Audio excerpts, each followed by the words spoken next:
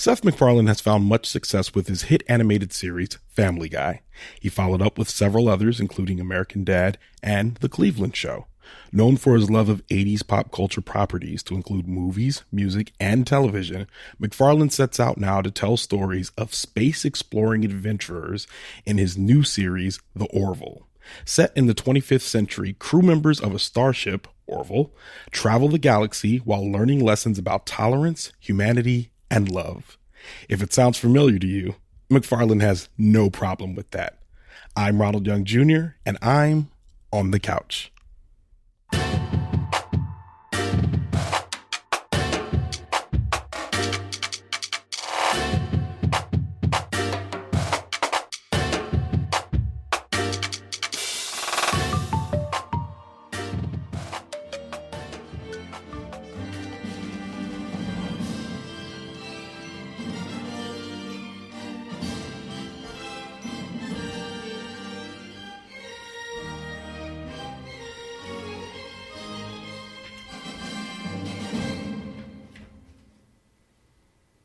All right. Once again, this is Ronald, and I'm on the couch after watching The Orville. The Orville, created by Seth MacFarlane, starring Seth MacFarlane, Adrianne Palicki, Penny Johnson Jerald, Scott Grimes, Peter Macon, Halston Sage, Jay Lee, Mark Jackson, and Jessica Szohr. So The Orville is, and if you listen to the top of the episode, I purposefully kind of talked a little bit about The Orville, it being a show about space exploration. And essentially what's happening in the show is you have a crew, and it's set in the 25th century, and they are on a spacefaring vessel called the Orville, and they are exploring the universe as a part of a diplomatic union of multiple galaxies. So, or across one galaxy, different species across the galaxy. And if that sounds familiar to you, it's because it's also the plot of most of the Star Trek series, in some form or another, being on multiple diplomatic missions. Now, this one is created by Seth MacFarlane. And once again, if you know his work, he's done Family Guy, he's done American Dad, he's done The Cleveland Show, he's done several movies, including, I believe it was called Ted, and something about the West, A Million Ways to Die in the West, I think it was called. So Seth MacFarlane has a pretty solid track record of not just doing things that are funny, not just doing funny shows, but a lot of slapstick humor, a lot of reference humor, a lot of callback jokes to the 80s, which is a decade that he really likes, does the 90s as well sometimes even the 70s, but a lot of it is in the 80s. Does a lot of that, a lot of slapstick, all that, like I said. And all of that baggage comes into anyone who's watching this show. When I first saw the previews for this show, I immediately saw that they were marketing the jokes first. Now, let me just say, it's 2020. This show has 2 seasons out. They're all on Hulu. And the reason why I'm pointing that out is because the last episode of this show aired last year, April 2019. And I'm sure you're wondering why I'm reviewing this now. Well, I never caught up on it. I'd watched the first season when it came out a couple of years ago. Enjoyed it. Never got around to the second season. Got caught up doing other things, but we're all inside. So I thought about it the other day and I was like, oh, well, maybe I'll just watch the rest of it. I really enjoyed the first season. So I'm saying all that to catch you up to right now. So the point is, you're watching the show. When you see the previews for the show, when it first came out a couple years ago, I was like, oh, okay, so it's like a slapstick version of Star Trek. It's like a funny version of Star Trek, so they're not really taking it seriously. However, so I started watching the show, first couple episodes, and I get that vibe. I'm like, okay, so they're not taking this seriously. This is like Star Trek with jokes, with a lot of jokes. But then, I started continuing watching the first season, and I was like, oh, wait a minute. They are taking it seriously. They're just having jokes along with it. So you're watching a show, and somebody like me who is a Trekkie, my Star Trek being of choice is Star Trek Voyager, but someone who is a Trekkie, I'm watching this, and I was like, oh, wait a minute. And it caught me off guard, because if you just watch the first 2 episodes of this series and you walked away saying, this isn't for me, it's a bunch of jokes, then you kind of missed out on kind of how the series then begins to lean in and take itself a little bit more seriously. There are jokes, there are one-liners, there are punchlines, but it is not the majority of the show. Where if you watch a show like Star Trek, you barely get any jokes whatsoever. So then when you watch a show like The Orville, it is Star Trek. And it does not shy away from that comparison whatsoever. The only thing they don't do in The Orville is teleport places, but everything else, away missions, shuttle bays, launches, a holodeck, replicating food, all of that stuff is there. And anyone that's a Trekkie that watched this show will not mind any of these references because you're still watching something that is very true to the original formula, except that there's jokes every now and then. And that being said, now I'm through 2 seasons. I've kind of feel like they've leaned away from the jokes as heavily as they did before because they're taking themselves so seriously, and it's something you don't expect from Seth MacFarlane. So let me just start off by saying, if you liked anything that is Star Trek, if you liked Battlestar Galactica, if you like Doctor Who, any of those shows, you will like this show. You have to give it more than the first 2 episodes, but once you get into it a little bit, you'll be like, oh, okay, we're being serious. What this show does is it deals with things that Star Trek would not deal with. It deals with relationships.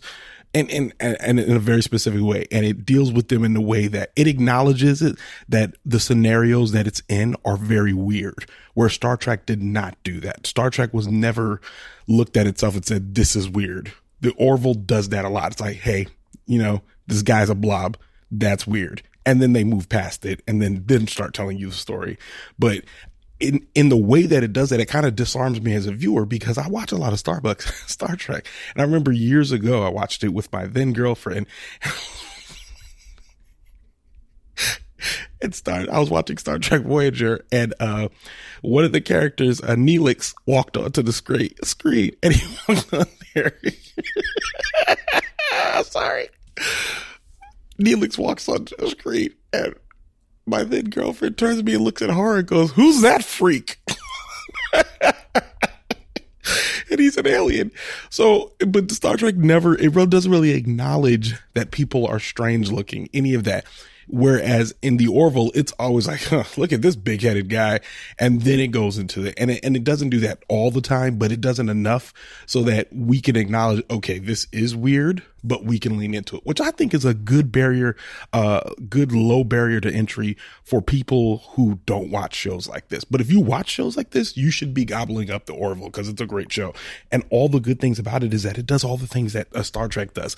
It leans into questions of sexuality, identity, race. It leans into all of those things, time travel, all of that. And it does it in a way that's really enjoyable. I mean, like, they contemplate questions in here. There's a couple of things where, there's an episode in which a person and I'm going to do it I'm just going to set premises. I'm going to try not to spoil any episodes.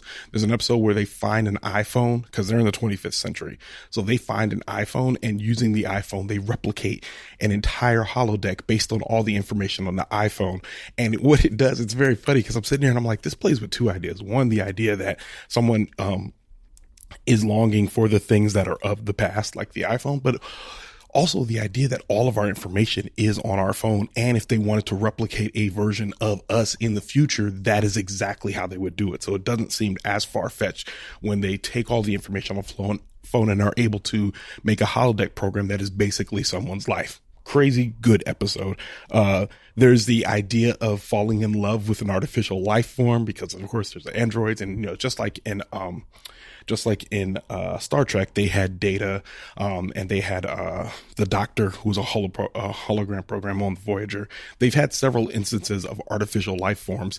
In this case, you have the artificial life form who is a Kaylon named Isaac, and it's just like a robot with 2 big blue eyes, and there's a storyline in which someone is falling in love with Isaac and what that looks like as it goes forward. So the idea of being in a type of love that wouldn't be acceptable to other people.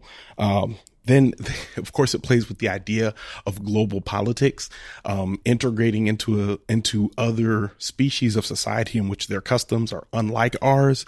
There's a planet in which everybody born on the planet is born a man, and therefore and actually in this case they would all be born a male, and everybody. All of the relationship and all of the politics that come from that, all the gender identity that comes from that, especially when at one point someone is born a female, and what that society does and how we, and they always use the union of the galactic, whatever they're calling themselves. I can't remember it off the top of my head, but they always use the union as kind of like the earth foil, or what would we like in our time right now think of that type of society. So it does a good job of asking those questions. There's an episode in which they go to a planet, and, the part of the planet is a total democracy, meaning that the only way they vote for everything is through likes and dislikes, it's a lot like the one episode of Black Mirror called Nosedive, in which they're using likes in which to judge society. And this like takes that to its ultimate conclusion, which again, fantastic episode. And I believe that's early on in season 2. Overall, the show is fantastic. It's well acted. At times, it's a little hokey and a little idealistic, in a way that Star Trek also was. So I'm not shying away from any of that whatsoever. But the acting in it, everybody that does it, everybody's taking it very seriously. I don't think there's any necessarily Emmy jobs that are coming out of this. Like, it's very basic level, almost like, if you could call a space show a procedural, almost that style of acting. And those of you that watch a lot of procedurals will understand what I'm saying. Like, basically they're constrained to a time, so they don't really have a lot of time for you to emote. You just need to get to the point, hit your marks, and let's get to the next scene. But with all of that being said, I'm sitting here watching Seth MacFarlane, who I really don't take seriously as an actor because he's a creator, but he's doing a great job in the show. Like, he's doing a great job as a starship captain, going from giving commands to then like making jokes and being like a captain who is also 100% very human. And I think all of the humanity of this show, I think, is one of the things that I really enjoy about it, which is that everybody on the show is a real human, even if they're aliens. But, the way we understand it to be humanity, they still want to deal with things like love, compassion, empathy, all of the things that Star Trek stood for. And you can see that even though this is created by Seth MacFarlane, this is a man who loved Star Trek. Clearly. And if he says he didn't, I think he'd be lying, because he has cameos from Star Trek cast members all the time. The recurring cast is star-studded. He has Norm Macdonald, Chad Coleman, Victor Garber, Larry Joe Campbell, Ted Danson, Kelly Hugh, Mike Henry, of course, who's worked with Seth MacFarlane on Family Guy and The Cleveland Show. His guest stars, of course, is star-studded: Rob Lowe, Liam Neeson, Charlize Theron, Michaela McManus, Bruce Willis, Tony Todd, aka the Candyman. So he really went out on a limb on this show, and I don't know if it's getting the buzz. And granted, I'm a little late to the party on the second season, and I know in the first season I saw some people saying that they liked this show. But I mean, especially if you're in quarantine right now, and if you need something new to watch, this is an easily bingeable show. It feels good because there was a couple times where watching the show, I got lost in that world, which feels good right now for the state that we're in right now. It feels good to be out of the quarantine world and in the 25th century, in a place that's very an idealistic view of our future. And I love idealistic views of the future, because Lord knows the state that we're in right now it doesn't feel good to be where we are. But to look at somebody that says, hey, this is a possible glimpse of our future, and it's a future where compassion and empathy and equality reign supreme, then I mean, I'm here for it. And I really just enjoy this show. I'm sitting here wondering how to recommend it to people who don't like shows like this. And if you don't, I think this is a good entry level for you to maybe like other shows like this. But if you're a person who likes Doctor Who, again, if you're a person that likes any of the Star Trek, if you're a big fan of it's not as Star Warsian because remember, Star Wars is more of the, the great space opera person on the quest, whereas Star Trek really is dealing with humanity and winning hearts and minds on an individual level. It's not really a quest show. So if that is your jam, you should watch The Orville. If you haven't watched The Orville, this is a show for you. If you have kids, this is a great family show. This is a great family show. This is a great family show. This is a great family show.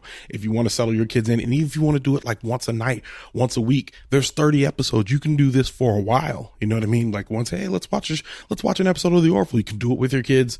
Great thing. You're going to be okay. Now there are some jokes and maybe there's some episodes there are some very special episodes, if you will, that might lead to a type of conversation that you can have with them.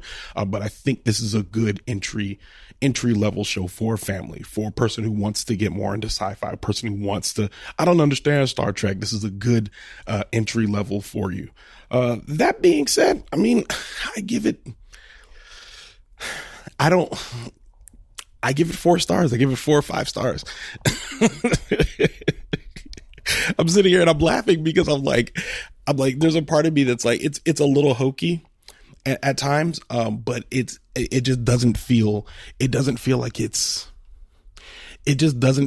not being honest about itself. So it's hard for me to grade it down for that, because it's like I would expect this show to be exactly what it is and to be a little hokey, because that's what this show is. That's what they're doing in this universe.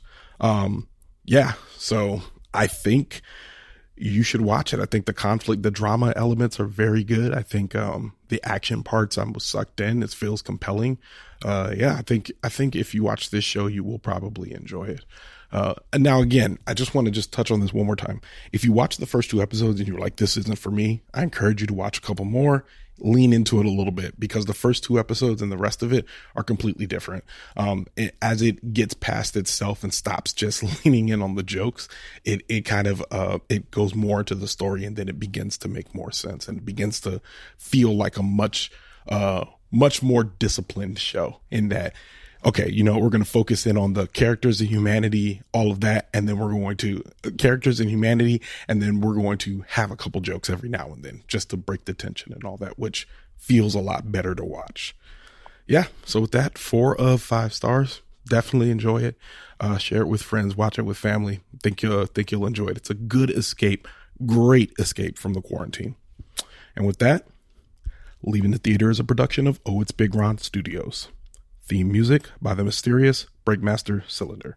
To find out more about this show and other ohitsBigRon Studio shows, follow me on Twitter and Instagram at ohitsBigRon. That's at ohitsBigRon. If you like this show, check out our sister show, Time Well Spent. Leaving the Theater will be back soon, but until then, I'll be here on the couch.